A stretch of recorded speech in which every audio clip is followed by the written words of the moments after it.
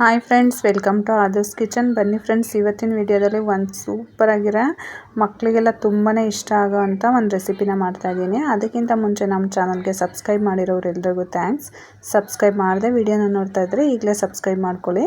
ನಾನು ಇವತ್ತಿನ ವಿಡಿಯೋದಲ್ಲಿ ಬ್ರೆಡ್ ಪಿಜ್ಜಾನ ಮಾಡ್ತಾಯಿದ್ದೀನಿ. ಮಾಡೋದು ಕೂಡ ತುಂಬಾ ಈಸಿ. ಮಕ್ಕಳಿಗೆ, ದೊಡ್ಡವ್ರಿಗೆ ಎಲ್ರಿಗೂ ಕೂಡ ತುಂಬಾ ಇಷ್ಟ ಆಗುತ್ತೆ ಮತ್ತು ಹೆಲ್ತಿ ಕೂಡ. ಮನೆಯಲ್ಲೇ ಈಸಿಯಾಗಿ ಬ್ರೆಡ್ ಇದ್ರೇ ಸಾಕು, ಆರಾಮಾಗಿ ಪಿಜ್ಜಾನ ಮಾಡ್ಕೋಬೋದು. ಈಗ ಬ್ರೆಡ್ ಪಿಜ್ಜಾನ ಹೇಗೆ ಮಾಡೋದು ಅಂತ ನೋಡೋಣ. ಮೊದಲಿಗೆ ನಾನಿಲ್ಲಿ ಒಂದು 8 ಪೀಸಷ್ಟು ಬ್ರೆಡ್ಡನ್ನು ಈ ಥರ ಚಿಕ್ಕ ಚಿಕ್ಕದಾಗಿ ಕಟ್ ಮಾಡ್ಕೊತಾ ಇದ್ದೀನಿ. ಸೈಡೆಲ್ಲ ಏನೇ ಎಕ್ಸ್ಟ್ರಾಸ್ನ ತೆಗಿಯೋದೇನು ಬೇಡ, ಹಾಗೇ ಕಟ್ ಮಾಡ್ಕೊಳ್ಳಿ. ಸ್ವಲ್ಪ ಮೀಡಿಯಮ್ಮಾಗೆ, ಅಂದರೆ ತುಂಬ ಚಿಕ್ಕ ಚಿಕ್ಕದಾಗಿ ಏನು ಕಟ್ ಮಾಡ್ಕೋಬೇಕು ಅಂತ ಏನಿಲ್ಲ.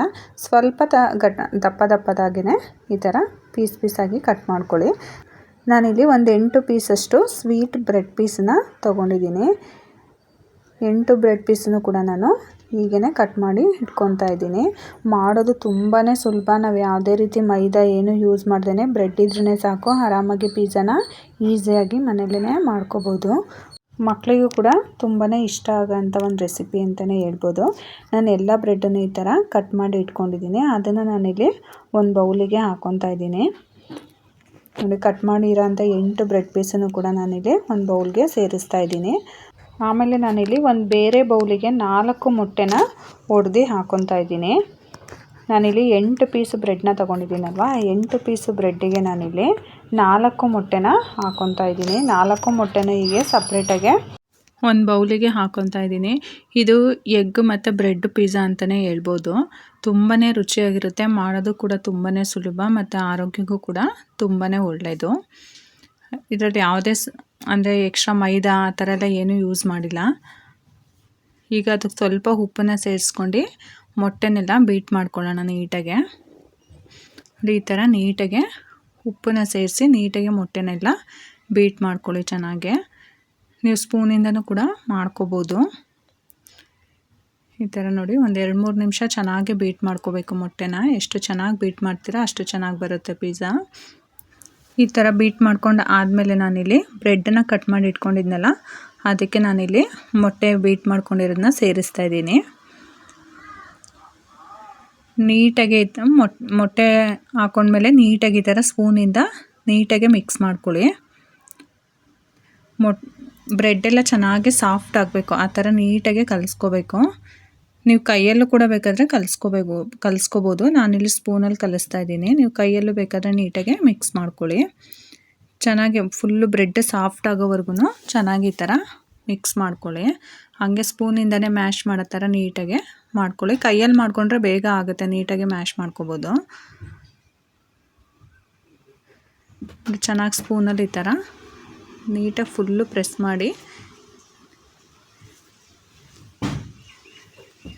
ನೋಡಿ. ನಾನು ತೊಗೊಂಡಿರೋ 8 ಪೀಸು ಬ್ರೆಡ್ಡಿಗೆ 4 ಮೊಟ್ಟೆ ಕರೆಕ್ಟಾಗಿ ಆಗುತ್ತೆ ಹದ. ಈಗ ನಾನಿಲ್ಲಿ ಒಂದು ದೋಸೆ ತವನ ಇಟ್ಕೊಂಡಿದ್ದೀನಿ. ಆ ದೋಸೆ ತವಕ್ಕೆ ತುಪ್ಪ ಅಥವಾ ಇಲ್ಲ ಬೆಣ್ಣೆನ ಹಚ್ಕೊಳ್ಳಿ. ನಾನಿಲ್ಲಿ ಬೆಣ್ಣೆನ ಹಾಕ್ತಾಯಿದ್ದೀನಿ. ಬೆಣ್ಣೆನ ನೀಟಾಗಿ ತವಕ್ಕೆಲ್ಲ ಚೆನ್ನಾಗಿ ಸ್ಪ್ರೆಡ್ ಮಾಡ್ಕೋಬೇಕು.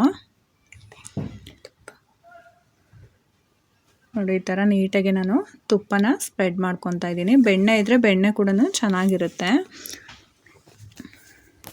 ಆಮೇಲೆ ನಾನಿಲ್ಲಿ ಮೊಟ್ಟೆ ಮತ್ತು ಬ್ರೆಡ್ಡನ್ನು ಬೀಟ್ ಮಾಡಿ ಇಟ್ಕೊಂಡಿದ್ನಲ್ಲ, ಅಂದರೆ ನೀಟಾಗಿ ಮೊಟ್ಟೆನ ಬೀಟ್ ಮಾಡಿ ಬ್ರೆಡ್ಡಿಗೆ ಕಲಸಿದ್ನಲ್ಲ, ಆ ಮಿಶ್ರಣನ ಇಲ್ಲಿ ತವದ ಮೇಲೆ ಹಾಕ್ತಾಯಿದ್ದೀನಿ.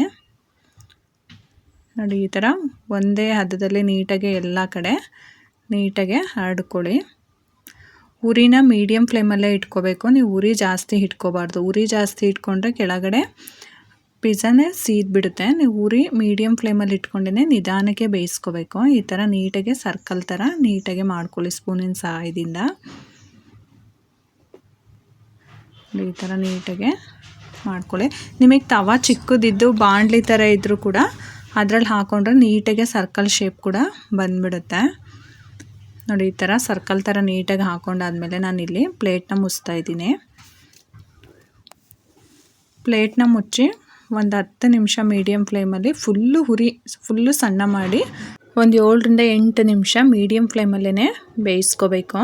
ಆಮೇಲೆ ನೀವು ಬೆಂದಿದೆ ಅಂತ ನೀಟಾಗಿ ಗೊತ್ತಾಗುತ್ತೆ ಮುಚ್ಚಳ ತೆಗೆದಾಗ. ಬೆಂದಿಲ್ಲ ಅನ್ನೋ ಥರ ಇದ್ದರೆ ನೀವು ಒಂದು ಸಲ ಉಲ್ಟಾ ಮಾಡಿ ಬೇಯಿಸ್ಕೊಳ್ಳಿ. ಬೆಂದಿದ್ರೆ ಏನು ಉಲ್ಟಾ ಮಾಡೋ ಅವಶ್ಯಕತೆ ಇಲ್ಲ. ನೋಡಿ ನಾನು ನೀಟಾಗಿ ಬೆಂದಿದೆ. ನಾನಿಲ್ಲಿ ಚೀಸ್ನ ತುರಿದಿಟ್ಕೊಂಡಿದ್ದೀನಿ. ತುರಿದಿಟ್ಕೊಂಡು ಚೀಸ್ನ ಮೇಲೆ ಹಾಕೊತಾ ಇದ್ದೀನಿ. ನಿಮಗೆ ಎಷ್ಟು ಬೇಕೋ ಅಷ್ಟು ಚೀಸ್ನ ಸೇರಿಸ್ಕೋಬೋದು, ಜಾಸ್ತಿ ಕೂಡ ಹಾಕ್ಕೋಬೋದು. ಸ್ಲೈಸಸ್ ಇದ್ದರೆ ಚೀಸು ಅದಕ್ಕೆ ಕಟ್ ಮಾಡಿ ಕೂಡ ಹಾಕೋಬೋದು. ನಾನಿಲ್ಲಿ ಸ್ಲೈಸಸ್ ಇರಲಿಲ್ಲ, ಹಾಗಾಗಿ ತುರಿದು ಇಟ್ಕೊಂಡಿದ್ದೀನಿ.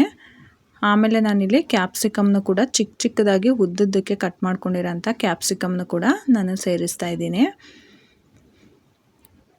ಮತ್ತು ಟೊಮೊಟೊನೂ ಕೂಡ ನಾನು ಚಿಕ್ಕದಾಗಿ ಉದ್ದುದ್ದಕ್ಕೆ ಕಟ್ ಮಾಡ್ಕೊಂಡಿದ್ದೀನಿ. ನೋಡಿ, ಟೊಮೊಟೊ ಮತ್ತು ಕ್ಯಾಪ್ಸಿಕಮ್ಮು, ಚೀಸು ಮೂರನ್ನು ಕೂಡ ನಾನು ಸೇರಿಸ್ತಾ ಇದ್ದೀನಿ. ನಿಮಗೆ ಎಷ್ಟು ಬೇಕೋ ಅಷ್ಟು ಹಾಕೋಬೋದು. ಜಾಸ್ತಿ ಬೇಕಂದ್ರೂ ಹಾಕ್ಕೊಳ್ಳಿ, ಇಲ್ಲ ಕಮ್ಮಿ ಬೇಕಂದ್ರೂ ಹಾಕ್ಕೊಳ್ಳಿ. ನಿಮಗೆ ಕಾರ್ನಿದ್ರೆ ಕಾರ್ನ ಕೂಡ ಮೇಲೆ ಹಾಕೋಬೋದು. ಕಾರ್ನ ಕೂಡ ಚೆನ್ನಾಗಿರುತ್ತೆ. ನೋಡಿ ಎಷ್ಟು ಚೆನ್ನಾಗೆ ಬಂದಿದೆ. ಅದು ಮೀಡಿಯಮ್ ಫ್ಲೇಮಲ್ಲೇ ಇಟ್ಕೊಂಡಿರಬೇಕು ನೀವು. ಗ್ಯಾಸ್ನ ಆಫ್ ಮಾಡ್ಕೋಬಾರ್ದು, ಯಾಕಂದರೆ ಚೀಸ್ ಎಲ್ಲ ಚೆನ್ನಾಗಿ ಅದು ಸಾಫ್ಟ್ ಆಗಬೇಕಲ್ವ ಬಿಸಿಗೆ. ಹಾಗಾಗಿ ನೀವು ಗ್ಯಾಸ್ನ ಆಫ್ ಮಾಡ್ಕೋಬಾರ್ದು. ಆಮೇಲೆ ಮತ್ತೆ ನೀವು ಮುಚ್ಚಳನ ಮುಚ್ಚಿ ಒಂದು 5 ನಿಮಿಷ ಮೀಡಿಯಮ್ ಫ್ಲೇಮಲ್ಲೇ ಬಿಡಬೇಕು. ಈಗ ನೋಡಿ ಚೀಸೆಲ್ಲ ಫುಲ್ಲು ಕರಗಿದೆ, ಕಾಣಿಸ್ತಾ ಇದೆ ಅಲ್ವಾ? ನೋಡಿ ಚೀಸೆಲ್ಲ ಚೆನ್ನಾಗಿ ಕರಗಿ ಮೆಲ್ಟ್ ಆಗಿದೆ. ಎಷ್ಟು ಚೆನ್ನಾಗಿ ಬಂದಿದೆ ಪಿಜ್ಜಾ. ತಿನ್ನಲಿಕ್ಕೂ ಕೂಡ ತುಂಬಾ ರುಚಿಯಾಗಿರುತ್ತೆ. ಮಾಡೋದು ನೋಡಿ ತುಂಬಾ ಸುಲಭವಾಗಿ ನೀವು ಪಿಜ್ಜಾನ ಮನೆಯಲ್ಲೇ ಈಸಿಯಾಗಿ ಮಾಡ್ಕೋಬೋದು. ನಾನಿಲ್ಲಿ ಇವಾಗ ಮೇಲೆ ಚಿಲ್ಲಿ ಫ್ಲೇಕ್ಸ್ ಮತ್ತು ಆರಿಗ್ಯಾನೋ ಎರಡನ್ನೂ ಕೂಡ ಮೇಲೆ ಹಾಕ್ತಾಯಿದ್ದೀನಿ. ನಿಮ್ಮ ಹತ್ರ ಚಿಲ್ಲಿ ಫ್ಲೇಕ್ಸ್ ಇಲ್ಲ ಅಂದ್ರೂ ಕೂಡ ಮೆಣಸಿನ್ಕಾಯಿನ ಸ್ವಲ್ಪ ದಪ್ಪದಾಗೆ ಪೌಡ್ರ್ ಥರ ಮಾಡಿಕೊಂಡು ಕೂಡ ನೀವು ಮೇಲೆ ಹಾಕೋಬೋದು. ಚಿಲ್ಲಿ ಫ್ಲೇಕ್ಸ್ ಇದ್ದರೆ ಚಿಲ್ಲಿ ಫ್ಲೇಕ್ಸನ್ನೇ ಹಾಕ್ಕೊಳ್ಳಿ. ಇದು ಒಳ್ಳೆ ಫ್ಲೇವರ್ನ ಕೊಡುತ್ತೆ ಪಿಜ್ಜಾಗೆ. ನೋಡಿ, ನೋಡ್ತಾ ಇದ್ರೇ ತಿನ್ನಬೇಕು ಅಂತ ಅನ್ನಿಸ್ತಿದೆ. ಮತ್ತು ಈಗ ಆರಿಗ್ಯಾನೋ ಕೂಡ ನಾನು ಸೇರಿಸ್ತಾ ಇದ್ದೀನಿ. ತುಂಬಾ ರುಚಿಯಾಗಿರುತ್ತೆ ಫ್ರೆಂಡ್ಸ್. ಮಕ್ಕಳಿಗಂತೂ ತುಂಬಾ ಇಷ್ಟ ಆಗಿರುತ್ತೆ. ತುಂಬ ಇಂಗ್ರೀಡಿಯೆಂಟ್ಸು ಕೂಡ ಇಲ್ಲ. ನಾವಿಲ್ಲಿ ಯಾವುದೇ ರೀತಿ ಮೈದಾನೂ ಕೂಡ ಯೂಸ್ ಮಾಡಿಲ್ಲ. ಹಾಗಾಗಿ ನೀವು ಮನೆಯಲ್ಲೇ ಈಸಿಯಾಗಿ ಮಕ್ಕಳಿಗೆ ಮಾಡಿಕೊಡಿ. ತುಂಬಾ ಒಳ್ಳೆಯದು. ಮೊಟ್ಟೆ ಎಲ್ಲ ತುಂಬ ಹೆಲ್ತಿಗೆ ಒಳ್ಳೆಯದಲ್ವ, ಹಾಗಾಗಿ ತಿಂದ್ರೂ ಕೂಡ ಏನೂ ಪ್ರಾಬ್ಲಮ್ ಇಲ್ಲ. ನೋಡಿ ಎಷ್ಟು ಚೆನ್ನಾಗಿ ಕಾಣಿಸ್ತಿದೆಯೋ, ರುಚಿನೂ ಕೂಡ ಅಷ್ಟೇ ಚೆನ್ನಾಗಿರುತ್ತೆ. ನಾನಿಲ್ಲಿ ಇದನ್ನು ಸಪ್ರೇಟ್ ಒಂದು ಪ್ಲೇಟಿಗೆ ತೆಗೆದಿಟ್ಕೊತಾ ಇದ್ದೀನಿ. ನಿಮಗೆ ಯಾವ ಥರ ಪೀಸಸ್ ಬೇಕೋ ಆ ಥರ ಪೀಸ್ಗಳನ್ನಾಗಿ ನೀವು ಕಟ್ ಮಾಡ್ಕೊಳ್ಳಿ. ನೋಡಿ ಎಷ್ಟು ಸುಲಭವಾಗಿ ಮನೆಯಲ್ಲೇ ಬ್ರೆಡ್ ಪಿಜ್ಜಾನ ಮಾಡ್ಕೋಬೋದು. ನೀವು ಮಿಸ್ ಮಾಡದೆ ಒಂದ್ಸಲ ಈ ರೀತಿ ಬ್ರೆಡ್ ಪಿಜ್ಜಾನ ಟ್ರೈ ಮಾಡಿ ಹೇಗಿತ್ತು ಅಂತ ಕಮೆಂಟ್ ಮಾಡಿ ತಿಳಿಸಿ. ವಿಡಿಯೋ ಇಷ್ಟ ಆಗಿದ್ರೆ ನಿಮ್ಮ ಫ್ಯಾಮಿಲಿ ಫ್ರೆಂಡ್ಸಿಗೂ ಕೂಡ ಶೇರ್ ಮಾಡಿ. ಮತ್ತೆ ಒಂದು ಹೊಸ ರೆಸಿಪಿ ಜೊತೆ ಮುಂದಿನ ವಿಡಿಯೋದಲ್ಲಿ ಸಿಗ್ತೀನಿ. Thank you for watching. ಈ ವಿಡಿಯೋ ನಿಮಗೆ ಇಷ್ಟ ಆಗಿದ್ರೆ ಲೈಕ್ ಮಾಡಿ, ಶೇರ್ ಮಾಡಿ, ಸಬ್ಸ್ಕ್ರೈಬ್ ಮಾಡಿ, ಮತ್ತೆ ಬೆಲ್ ಹೊಡೆಯೋದನ್ನ ಮರಿಬೇಡಿ.